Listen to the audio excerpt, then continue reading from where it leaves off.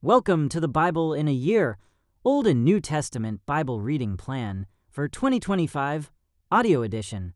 June 25th. Job 4, 5, and 6, Acts chapter 7, verses 20 to 43. Job chapter 4. Eliphaz's first response to Job. Then Eliphaz the Temanite replied to Job, "Will you be patient and let me say a word? For who could keep from speaking out? In the past you have encouraged many people. You have strengthened those who were weak. Your words have supported those who were falling. You encouraged those with shaky knees. But now when trouble strikes, you lose heart. You are terrified when it touches you. Doesn't your reverence for God give you confidence? Doesn't your life of integrity give you hope? Stop and think. Do the innocent die? When have the upright been destroyed? My experience shows that those who plant trouble and cultivate evil will harvest the same. A breath from God destroys them. They vanish in a blast of his anger. The lion roars and the wildcat snarls, but the teeth of strong lions will be broken. The fierce lion will starve for lack of prey, and the cubs of the lioness will be scattered. This truth was given to me in secret, as though whispered in my ear. It came to me in a disturbing vision at night, when people are in a deep sleep. Fear gripped me, and my bones trembled. A spirit swept past my face, and my hair stood on end. The spirit stopped, but I couldn't see its shape. There was a form before my eyes. In the silence, I heard a voice say, "Can a mortal be innocent before God? Can anyone be pure before the Creator? If God does not trust his own angels, and has charged his messengers with foolishness, how much less will he trust people made of clay? They are made of dust, crushed as easily as a moth. They are alive in the morning, but dead by evening, gone forever without a trace. Their tent cords are pulled, and the tent collapses, and they die in ignorance." Job chapter 5. Eliphaz's response continues. Cry for help. But will anyone answer you?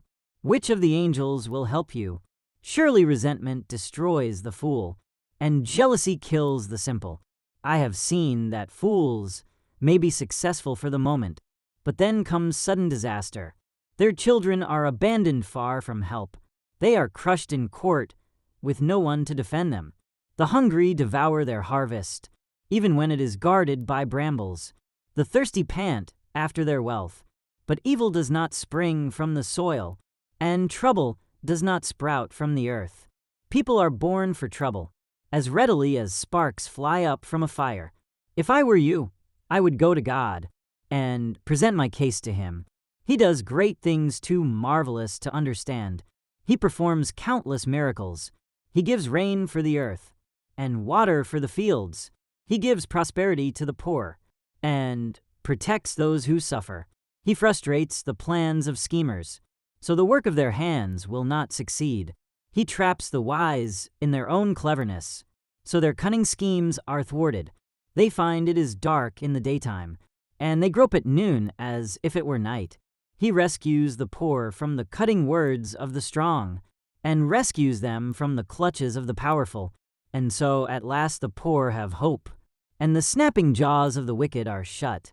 But consider the joy of those corrected by God. Do not despise the discipline of the Almighty when you sin.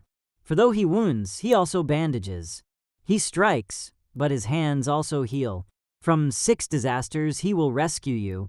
Even in the 7th, he will keep you from evil. He will save you from death in time of famine, from the power of the sword in time of war. You will be safe from slander, and have no fear when destruction comes. You will laugh at destruction and famine. Wild animals will not terrify you. You will be at peace with the stones of the field, and its wild animals will be at peace with you. You will know that your home is safe. When you survey your possessions, nothing will be missing. You will have many children. Your descendants will be as plentiful as grass. You will go to the grave at a ripe old age, like a sheaf of grain harvested at the proper time.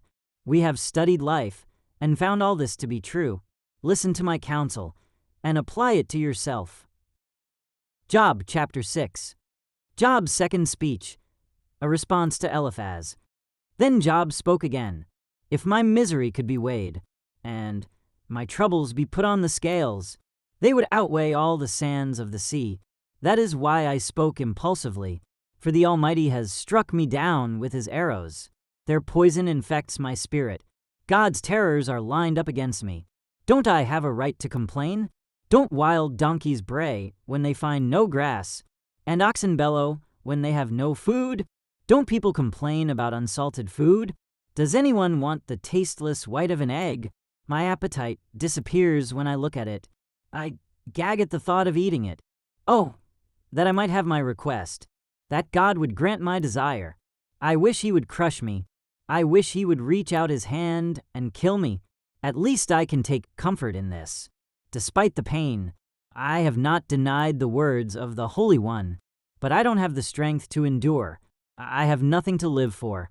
Do I have the strength of a stone? Is my body made of bronze? No, I am utterly helpless, without any chance of success. One should be kind to a fainting friend, but you accuse me without any fear of the Almighty. My brothers, you have proved as unreliable as a seasonal brook that overflows its banks in the spring, when it is swollen with ice and melting snow. But when the hot weather arrives, the water disappears.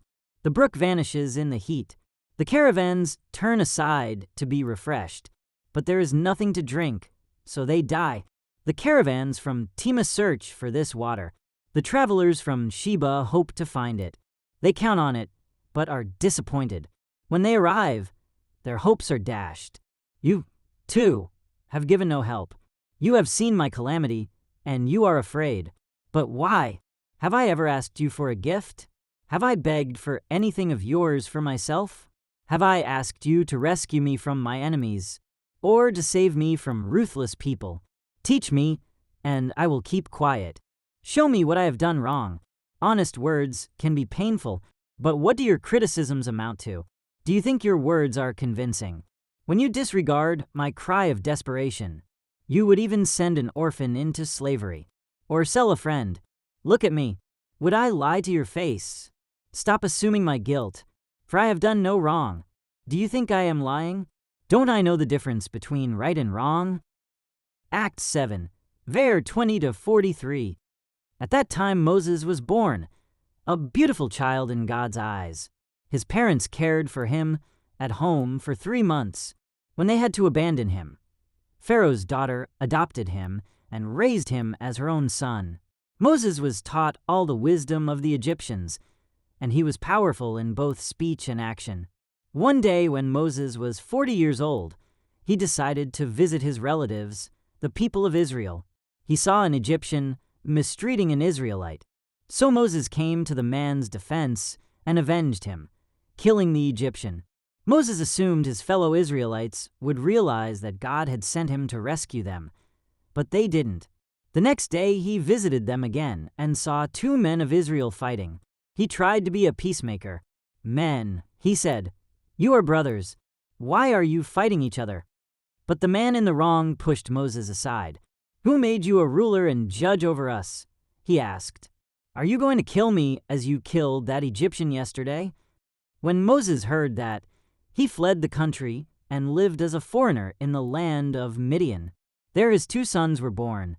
40 years later, in the desert near Mount Sinai, an angel appeared to Moses in the flame of a burning bush.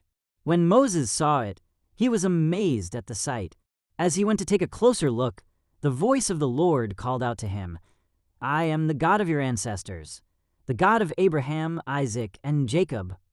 Moses shook with terror and did not dare to look. Then the Lord said to him, Take off your sandals, for you are standing on holy ground. I have certainly seen the oppression of my people in Egypt. I have heard their groans and have come down to rescue them. Now go, for I am sending you back to Egypt. So God sent back the same man his people had previously rejected when they demanded, Who made you a ruler and judge over us? Through the angel who appeared to him in the burning bush, God sent Moses to be their ruler and savior. And by means of many wonders and miraculous signs, he led them out of Egypt through the Red Sea, and through the wilderness for 40 years. Moses himself told the people of Israel, "God will raise up for you a prophet, like me from among your own people." Moses was with our ancestors, the assembly of God's people in the wilderness, when the angel spoke to him at Mount Sinai. And there Moses received life-giving words to pass on to us. But our ancestors refused to listen to Moses. They rejected him and wanted to return to Egypt. They told Aaron, "Make us some gods who can lead us, for we don't know what has become of this Moses, who brought us out of Egypt." So they made an idol shaped like a calf, and they sacrificed to it and celebrated over this thing they had made. Then God turned away from them and abandoned them to serve the stars of heaven as their gods. In the book of the prophets, it is written, "Was it to me you were bringing sacrifices and offerings during those 40 years in the wilderness, Israel? No, you carried your pagan gods, the shrine of Molech, the star of your god Rephan, and the images you made to worship them. So I will send you into exile, as far away as Babylon." Thank you for joining as we read through the Bible in 1 year. This has been day 176.